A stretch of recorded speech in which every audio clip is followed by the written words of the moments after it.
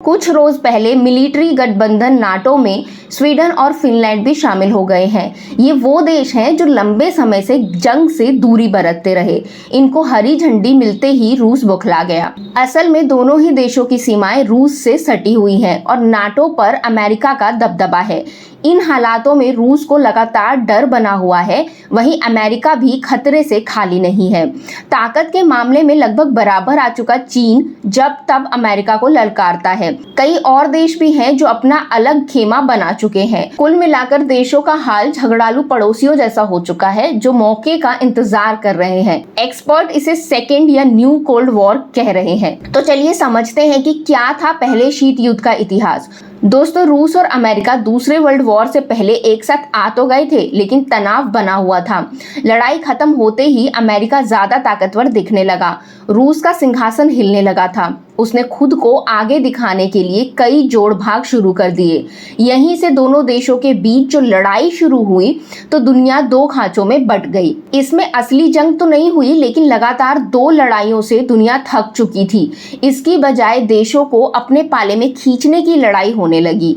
इसी दौरान वियतनाम और कोरिया युद्ध हुआ, जिसमें दोनों तरफ से सैनिकों की जानें गई। लगभग 40 सालों बाद कोल्ड वॉर खत्म हुआ, लेकिन इतने वक्त में देशों के बीच आपसी तनाव गहरा हो चुका था। यहाँ तक कि छोटे देश भी अनचाहे ही इस लड़ाई का हिस्सा बन चुके थे। अब का माहौल भी कुछ वैसा ही है। फर्क ये है कि दुश्मन अब केवल रूस और अमेरिका नहीं, बल्कि खेल में कई और खिलाड़ी भी हैं।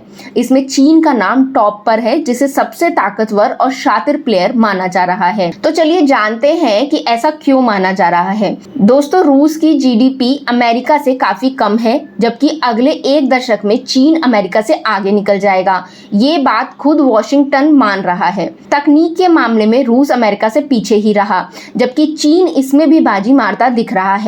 चीन की आबादी अमेरिका से लगभग चौगुनी है। ये भी एक तरह का पॉजिटिव पॉइंट है, क्योंकि ये युवा आबादी है जो काम कर सकेगी। फिलहाल दुनिया के बहुत से देश चीन के कर्ज में डूबे हुए हैं। जंग की स्थिति में दबाव में सही ये देश चाइना के साथ आ सकते हैं। चीन के पास परमाणु ताकत भी है, जो उस समय नहीं थी। कई थिंक टैंक ये तक दावा करते हैं कि चीन की आर्मी इस वक्त दुनिया में सबसे ज्यादा शक्तिशाली है। दोस्तों, सूडान में लड़ाई के पीछे इन तीनों ही देशों का हाथ बताया जा रहा है। तीनों ही गोल्ड माइंस पर कब्जा चाहते हैं।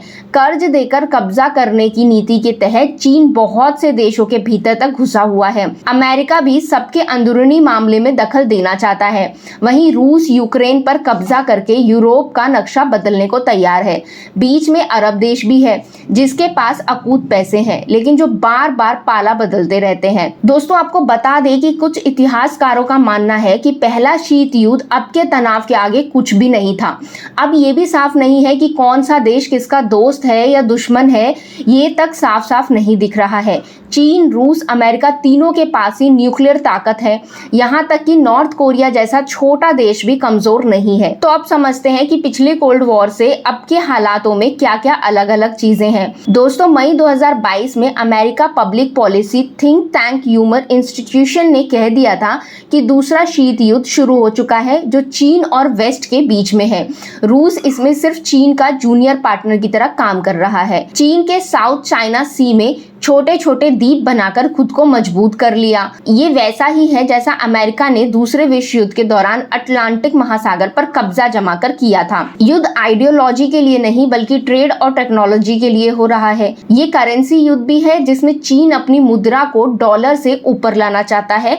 जिन देशों से चीन के अच्छे संबंध हैं या जो उसके कर्जदार हैं, उनके साथ ये देश अपनी मुद्रा में लेन देन शुरू भी कर चुका है। बाइपोलर की बजाय मल्टीपोलर होगा। इसमें कुछ देश तो खुले तौर पर आमने सामने होंगे, लेकिन कुछ देश जैसे भारत और जापान स्विंग स्टेट की तरह काम करेंगे। यानी इनके पास चुनने की गुंजाइश होगी कि वे किसकी तरफ जाना चाहते हैं या तटस्थ रहना चाहते हैं। तो दोस्तों, आपकी क्या राय है, हमें कॉमेंट के जरिए जरूर बताएं। साथ ही वीडियो अगर पसंद आया है तो वीडियो को लाइक करें, शेयर करें और चैनल को सब्सक्राइब करना बिल्कुल भी ना भूलें। Thank you.